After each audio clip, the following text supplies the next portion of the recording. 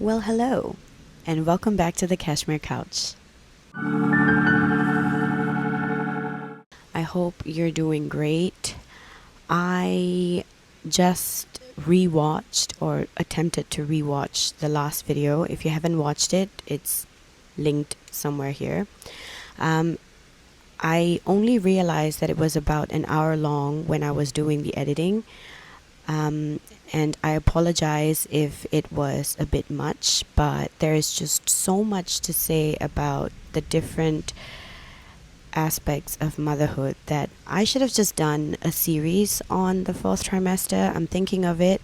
Whatever I discussed wasn't even half of what I wanted to say.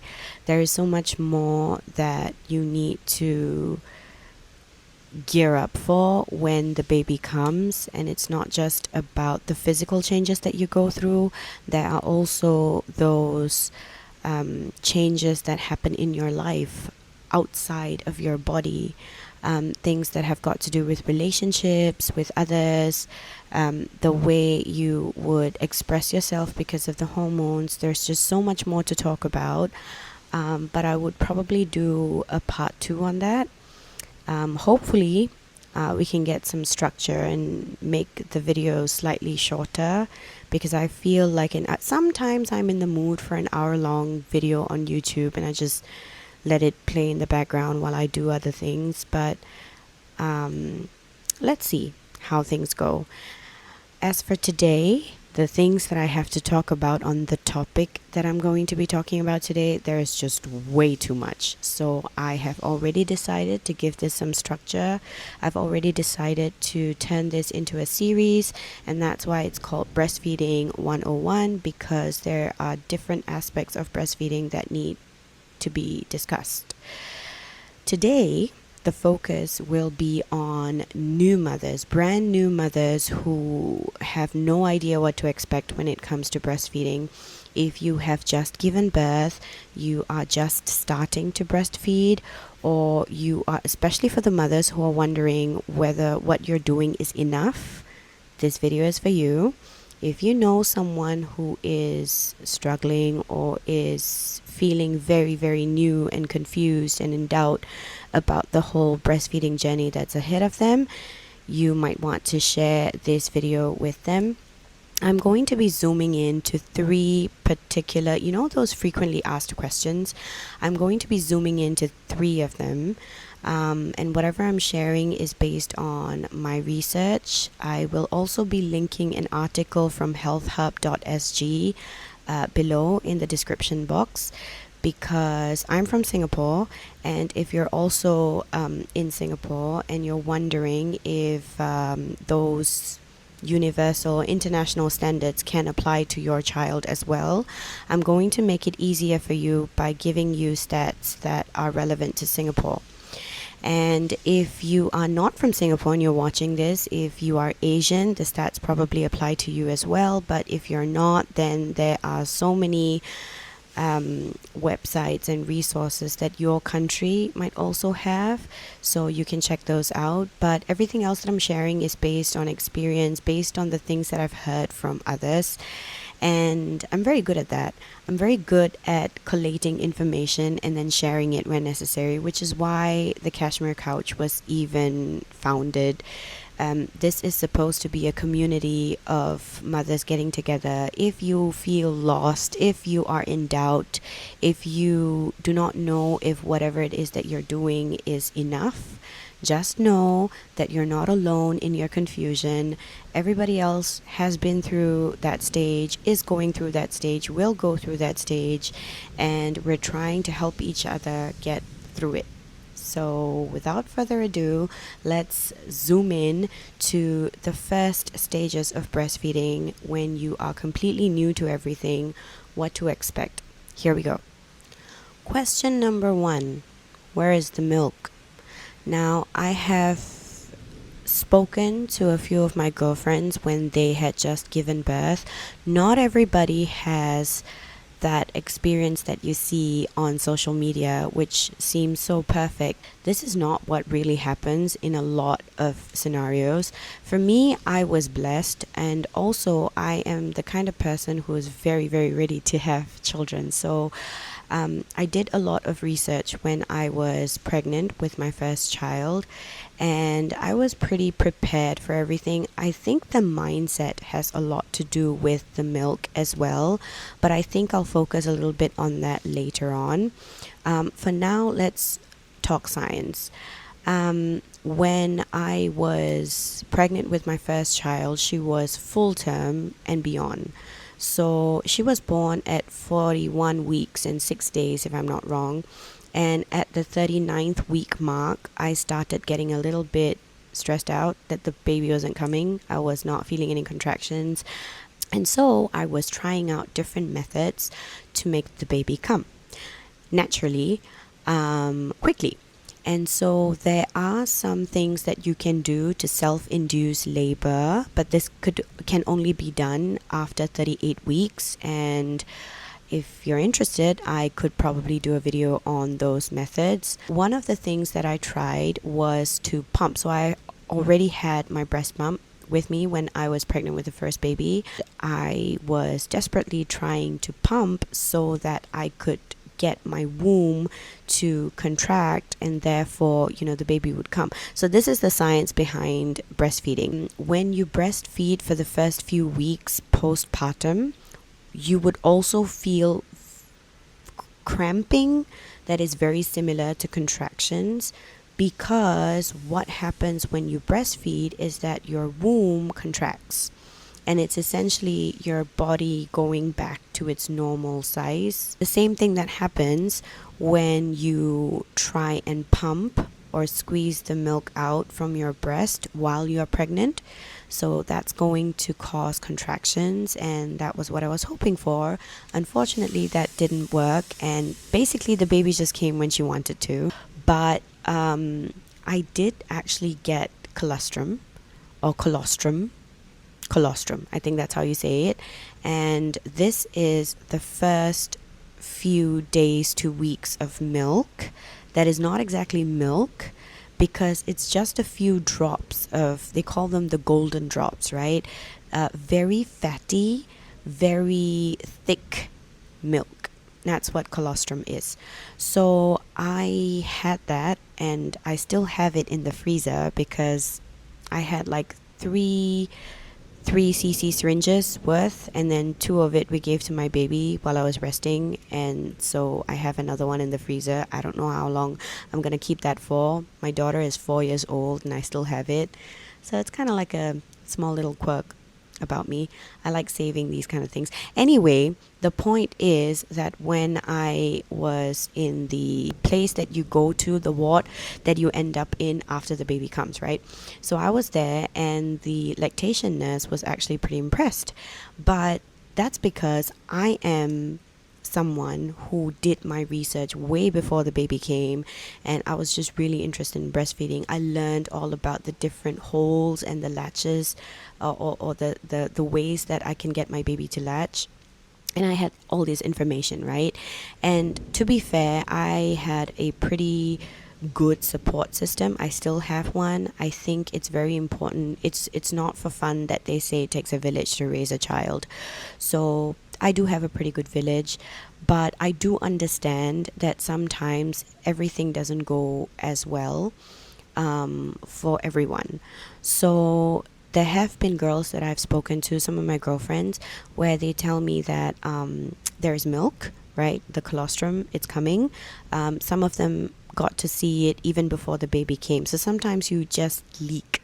So some of my friends had problems with the latch. So it's not so much about the milk that is coming. One of my girlfriends, she had the milk earlier on. It's just that the baby did not know how to latch.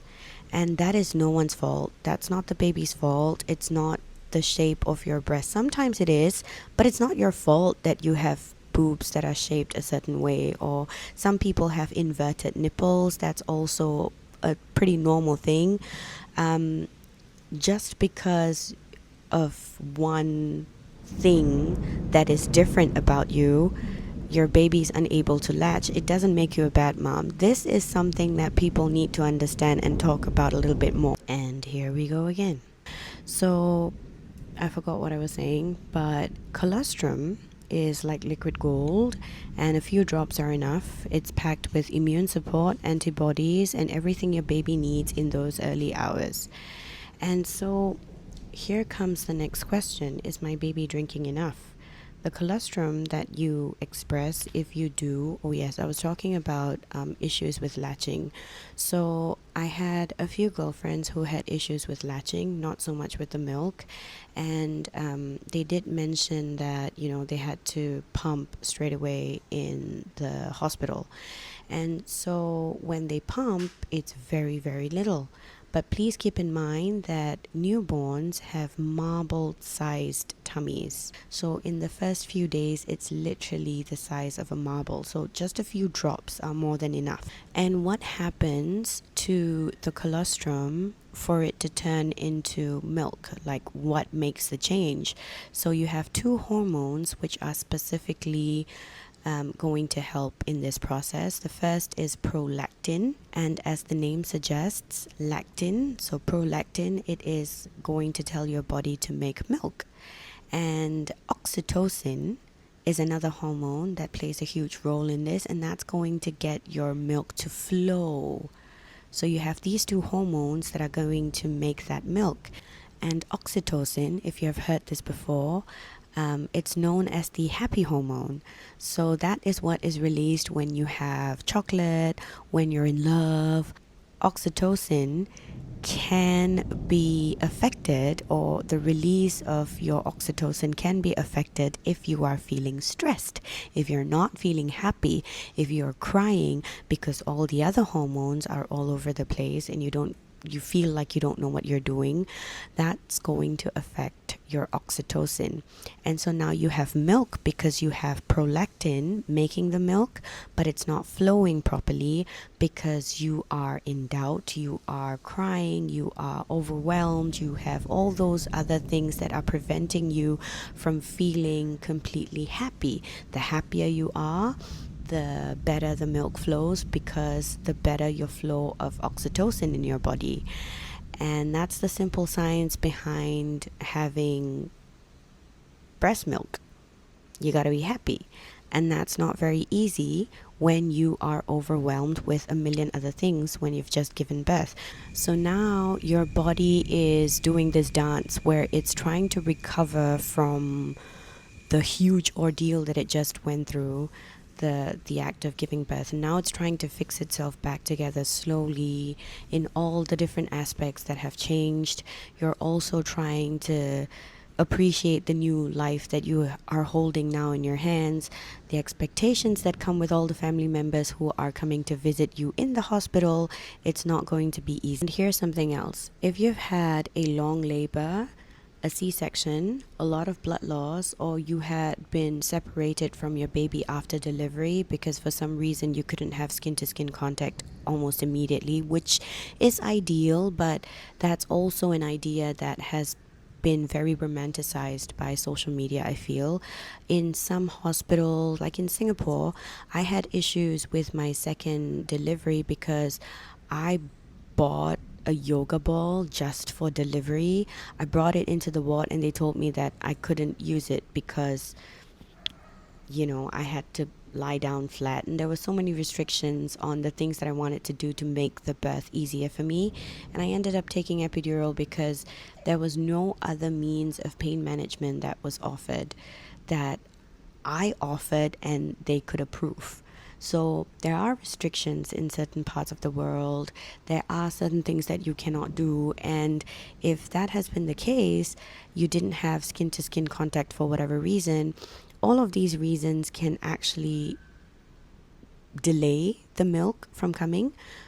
For some people, 3 to 5 days is normal. So what happens before that? If you have completely no milk, then sometimes they have to supplement the baby's feed with formula, and that's okay. after that, 3 days in, your milk comes down and you can feed your baby all you want. There is this stigma that is associated with formula milk, and I can understand because it's synthetic, it's not natural. You already have milk coming in, and you might think it's easy for you to say because you've been breastfeeding, it's been easy for you. No, it hasn't. I've had some issues with breastfeeding myself. There was a point in time when I wanted to switch to formula milk for my second baby. We'll talk more about this incident later on. It's just that my baby didn't want to take the formula milk, and I had to end up giving this one. I had to give her breast milk again anyway. But I've had issues with pumping and keeping and storing enough in the fridge so that when I would go to work, I would be able to feed my baby at home. Like whoever would be at home would be able to feed the baby at home. I had issues with that part, but we'll talk more about that in another episode. So it's not always a bed of roses. In fact, it's a bed of roses with all the thorns along the way. And when they say, oh, breastfeeding is so beautiful, whoa, even if you have a great latch in the beginning, when the baby clamps its jaws, you would think it's a baby. Your nipples are so sore. If you think you've had sore nipples before, it's a whole different level when you have just given birth and your entire body is sore. Your nipple soreness is on a different level. So when the baby just clamps its jaws, I might say, over your nipples to violently suck blood out. I've also had friends who have had to stop because they were just bleeding from their nipple. It was way too uncomfortable. And when I was not pregnant, before I got married, I kept looking at people and going, oh, breastfeeding is such a beautiful thing. I had no idea that it would be painful, actually. And there are some people on the internet who say that, oh, it's not supposed to be painful. You can't deny that there is a certain level of discomfort when you have a baby suckle from sore nipples. It's just not something that is going to be beautiful at the very first instance, but you get used to it. Now that we have talked about the milk, let's talk a little bit about whether or not your baby is drinking enough. Am I making enough milk? Always comes back to you, and you end up blaming yourself, and that's very typical of mom guilt. Now, one of the best signs that your baby is drinking enough milk is diaper output. And the reason why a lot of people ask this question, is my baby drinking enough? That's really because nobody ever tells you how confusing it is when you have lactation nurses or experienced mothers come up to you and go like, oh, your feed is supposed to be 20 to 30 minutes long. Someone once told me it was supposed to be 30 to 45 minutes in total, and then for each breast you got to divide it. It was so confusing. I'm here already overwhelmed with everything around me, and then now you're telling me I need to calculate timing. Like, no one looks at the clock when the baby cries. That's just not, I don't know, it wasn't normal for me. And I was just really worried if I was doing the right thing. And the baby it just seemed to me that the hours that I was in the hospital bed, on the hospital bed, I was just feeding and feeding, and I wasn't doing anything else.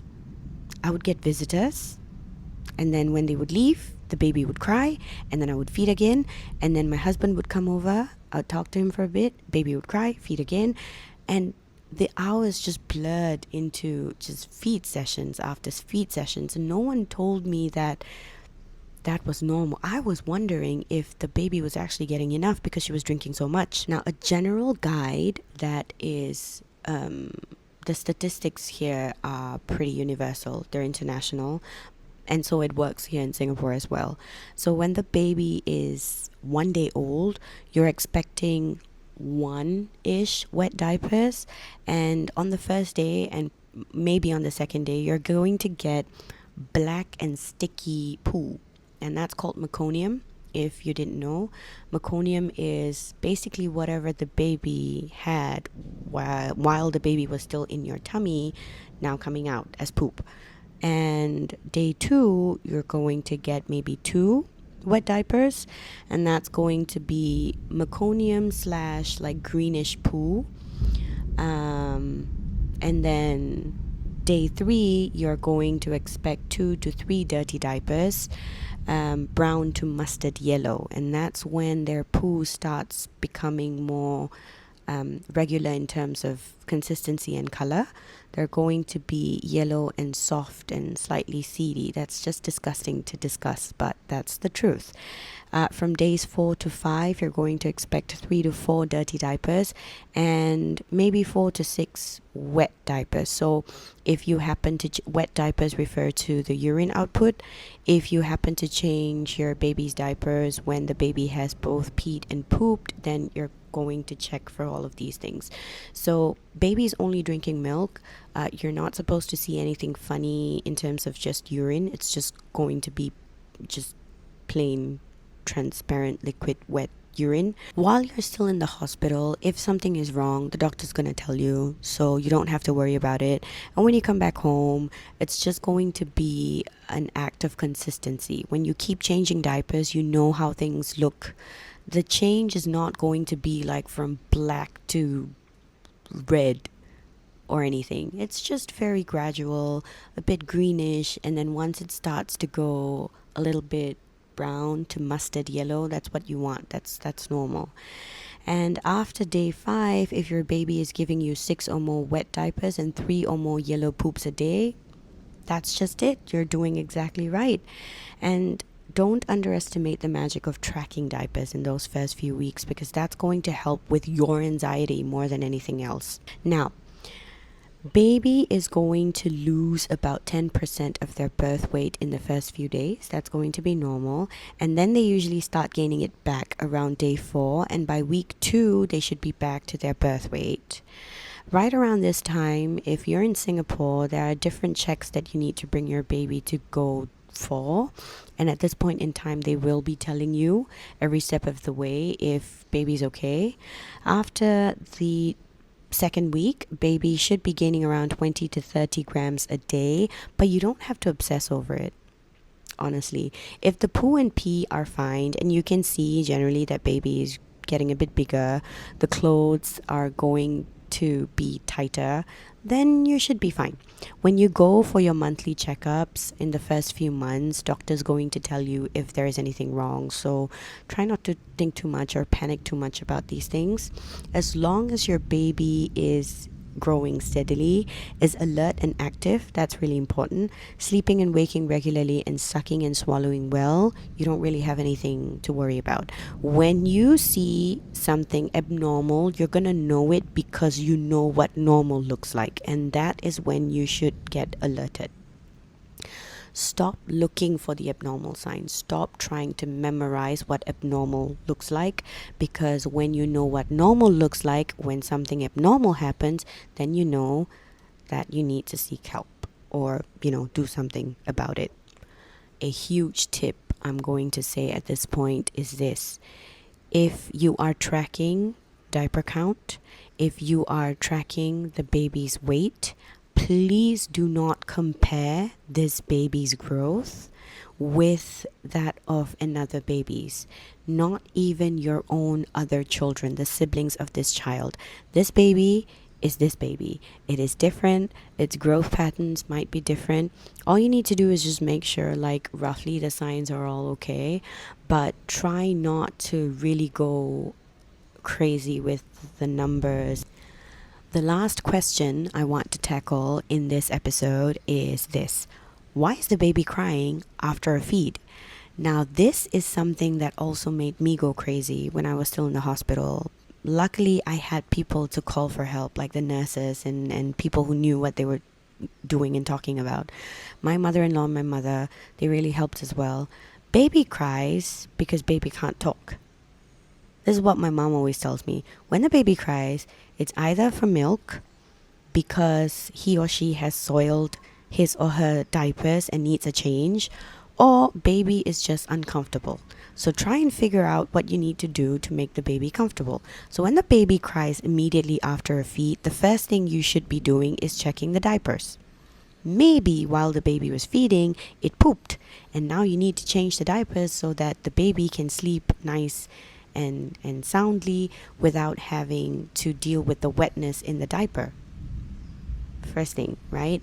And then after that, if the diaper is not soiled, you don't really have to change, and the baby is still crying, then maybe baby just wants to be rocked by you. Please remember this: baby just spent about 9 to 10 months inside of your body with all that warmth, right? And then now baby's experiencing the first few days of its life outside of the womb, and I'm expecting, your room to be air conditioned, and even not, it's still not as warm as your body was inside. So maybe baby just wants to be carried. Now, I do know South Asian cultures have sayings or old wives' tales where you have people telling you not to carry the baby too much. I don't think it applies for the first few days, because the baby is going to want your warmth. If anything, it just wants your smell. So, if possible, that's the next thing you should be doing. You're really tired, you don't want to have to carry the baby at this point, then maybe give it to the father or someone else that's around just for a bit of warmth. Swaddling helps a lot at this point. But that also differs from baby to baby. So, this girl, she did not want to be swaddled after 2 weeks of birth. The first one, she was in the swaddle for like 3 to 4 months, all the way. She loved her swaddles. This one, just 2 weeks, and she was done. So, but the first few days, we're still talking about the first few days. So, swaddling helps. Anything just to keep the baby nice and warm and, compact, because that was what the baby was. That was the position that the baby was in inside your womb. It was just like that all the time.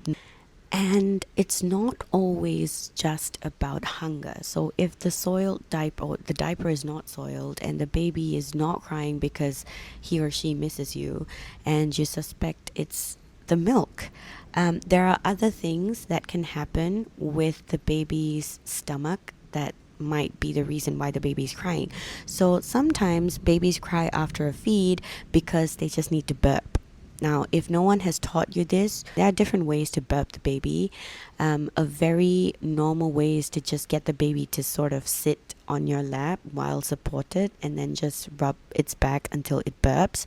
There are a few other methods that we have tried that have worked for our kids, so maybe I'll show you at some point. If I can find a video, I'm going to link that down below as well. So they need to burp.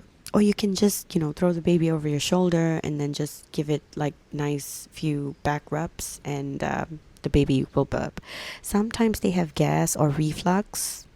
So you do the same thing that you would do when you want the baby to burp, and instead of air, a little bit of milk gets spat up. That would solve the problem. So when you're burping the baby over your shoulder, just make sure you have something to protect your clothes. Sometimes they just want to suck for comfort. This one, she will be 2 in a month, and she's still suckling for comfort a lot. So sometimes babies get overstimulated, like, when the baby has just come out from the womb, 10 months of darkness and, muffled noises. And then now relatives are coming all over. You have a lot of family members wanting to hold the baby, and the baby just goes from one hand to the other, and the baby gets overstimulated. Now the baby is really uncomfortable and just cries. They're going through a growth spurt and need more frequent feeding. Now, this probably doesn't happen in the hospital when the baby has come back home after a while. This could happen. And so if it's possible, if you are at home just spending time with the baby, then you could try to allow the baby to suckle for comfort or continue to feed. One of the biggest things I can tell you, if you're worried about your flow, or if you're worried about not having enough milk, supply versus demand. The more your baby cries and demands for milk, or so you think, or for comfort, you latch the baby. The more it suckles, the more your body is going to think that, okay, the baby needs more milk, and then more milk gets produced. So I've been breastfeeding like maybe with a 6-month gap in the middle when I was pregnant with this one. I've been breastfeeding nonstop for the past 4 years, and I haven't had to use lactation supplements because this is what I do. I feed on demand. And not everyone has the time for this, but when you are in your postpartum period, if you just want to settle the baby, get the baby's tummy and everything just soothe and settle the baby, this could actually work. There is something called cluster feeding, and that means baby just keeps feeding and feeding and feeding. So feeding every hour, even when you've just fed. This was something that I was going through at some point. This is not a sign that you don't have milk. By the way, after a while you get used to the whole breastfeeding thing. You can tell when the baby is actually drinking and when the baby is just suckling for comfort. The cluster feeding period, if it happens to you, it's just a sign that your baby is adjusting, growing, and regulating your supply for its needs. So don't be too worried about it. If you are very tired and if the cluster feeding happens at night, there are some ways that you can get around it. Maybe change your positions up so you don't really have to just sit like this to feed. I am planning to share this in a different episode, and I'm turning the breastfeeding 101 idea into a series so that we can have different episodes where we talk about different things. So one of the episodes is going to have the different ways that you can make yourself comfortable while you're feeding the baby. And if cluster feeding is happening to you, then first of all, please know you're not alone. It happens at some point in time to everyone, I think. It did happen to me anyway, so I feel you. And two, it doesn't have to be uncomfortable all the time. You can actually sleep through a feed at some point. Like I said, we'll discuss that in a different video. And before I go, I just want to say this. If you feel completely overwhelmed with the idea of breastfeeding, you've just birthed the baby, you're just overwhelmed with so many things, you have all these doubts if the baby is getting enough, baby is going to be malnourished because of you, please know you're not broken. You are becoming. This is the Cashmere Couch, and I'll catch you on the next episode.